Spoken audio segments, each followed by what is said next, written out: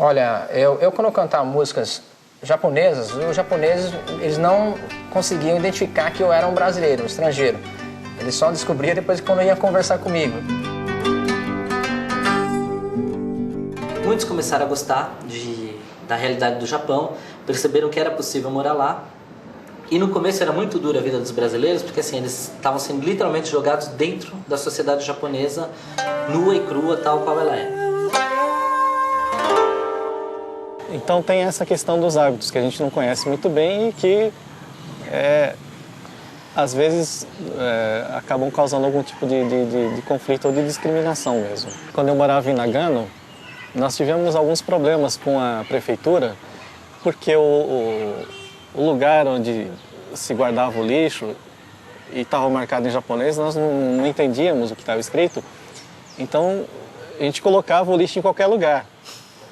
E depois de um certo tempo a prefeitura foi lá reclamar.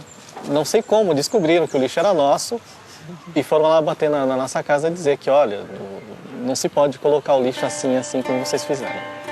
Por exemplo. Com o tempo, o que aconteceu? Começou a aparecer muitos brasileiros que estavam lá que viram que uma das formas de ganhar dinheiro, em vez de trabalhar em fábrica, fazer um trabalho pesado, era estar importando produtos brasileiros e oferecendo para os brasileiros que estavam lá as coisas do seu próprio país. Então, assim, o pessoal que começou no início, hoje, em geral, são os que se deram bem, são grandes empresários, e estão milionários e tal. E aqui no Brasil modificou até a estrutura da colônia japonesa, porque com tanta gente indo para lá, abriu-se um novo caminho e oportunidade. Essa ida, né, dos imigrantes, dos brasileiros, dos nipo-brasileiros para o Japão, provocou um processo que até então ninguém havia pensado, nem estudioso, antropólogo, sociólogo, tinha imaginado, né?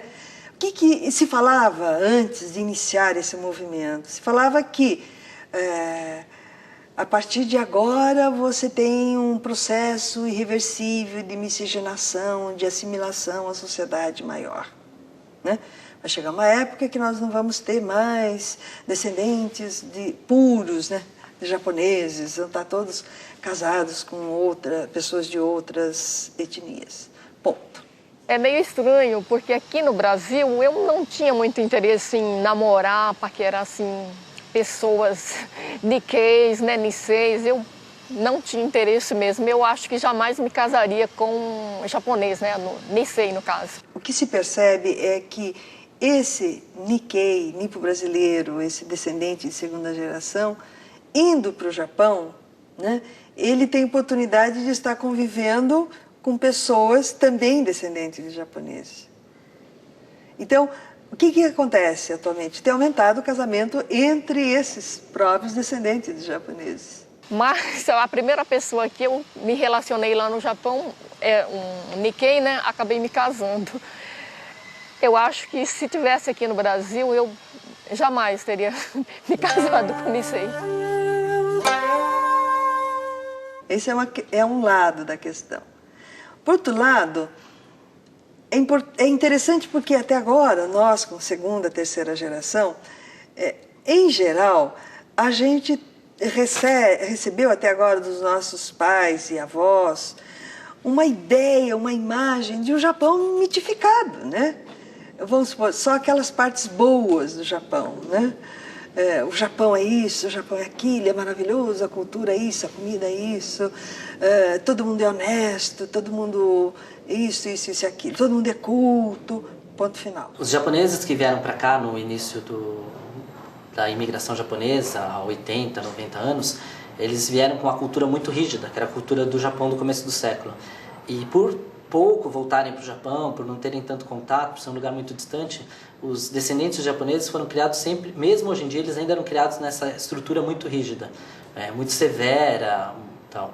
E tanto que os japoneses lá do Japão se espantam com os brasileiros. Às vezes eles dizem que os brasileiros são mais japoneses do que os japoneses, que eles agem como japoneses de 30, 40 anos atrás. Os japoneses, eles estão muito americanizados, até na própria linguagem, assimila-se muito o costume americano. Então, o brasileiro hoje aqui, os próprios costumes, o comportamento dos descendentes aqui, às vezes são bem mais daqueles japoneses pós-guerra, do que os próprios japoneses estão lá, que os descendentes, os jovens, principalmente os jovens lá no Japão, eles são bem mais modernos, né? Pinta cabelo de cor de rosa, azul, tem costumes totalmente diferentes nossos aqui. Nós somos bem mais tradicionais do que eles hoje. Bom, antes de ir para o Japão, aqui, durante todo o meu tempo, né, desde os 8 anos de idade, eu cantava músicas japonesas. Convivi muito dentro da comunidade, eu cresci dentro das associações, que meu pai era um dos diretores, então eu sempre convivi mais dentro da comunidade. E sempre cantando músicas japonesas, porém, assim, nos bares, eu sempre cantava música sertaneja com os amigos. E nesse período que eu estava aqui dentro da comunidade, eu fiquei muito assim, ligado mesmo a toda essa cultura, onde eu aprendi um pouco do japonês, aprendi a cantar músicas japonesas. Mas quando eu fui para o Japão, muita coisa mudou para mim, a minha concepção de próprio pensamento. E agora você tem descendente de segunda e terceira geração que está indo para o Japão e está entrando em contato com o Japão moderno. Com o Japão capitalista, com o Japão que explora a mão de obra, ou seja, com o Japão igual a todo mundo, né? Não é aquele Japão mitificado do seu avô, da sua avó. Né? Então, é um momento em que esse próprio descendente está atualizando, né, e está recompondo a imagem de um Japão que não é muito diferente de outros países do mundo. Né?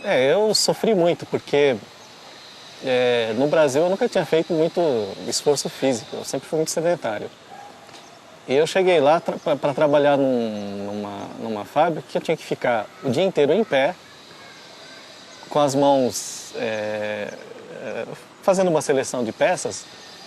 Então eu chegava no fim do dia, eu estava acabadíssimo e não conseguia, para você ter uma ideia, não conseguia nem fechar as mãos. Fui até o outro lado do mundo, tentar a minha carreira, só que chegando lá a gente vê que a vida não é tão fácil assim.